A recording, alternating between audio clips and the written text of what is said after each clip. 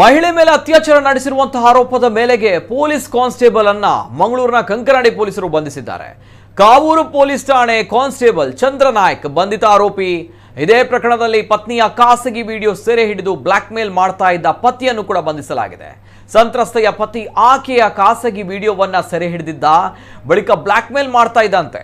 ತಾನು ಹೇಳಿದವರ ಜೊತೆ ಮಲಗಬೇಕು ಅಂತ ಟಾರ್ಚರ್ ಕೊಡ್ತಾ ಇದ್ದಂತೆ.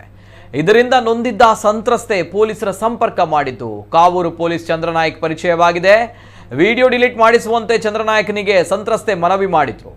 ಆ ಮೂಲಕ ಚಂದ್ರನಾಯ್ಕ್ ತನ್ನ ಪೊಲೀಸ್ ಪವರ್ ಬಳಸಿ ವಿಡಿಯೋವನ್ನ ಡಿಲೀಟ್ ಮಾಡಿಸಿದ್ದ. ಅಷ್ಟೇ ಅಲ್ಲದೆ ದಂಪತಿ ನಡುವೆ ರಾಜಿ ಮಾಡಿಸಿದ್ದ.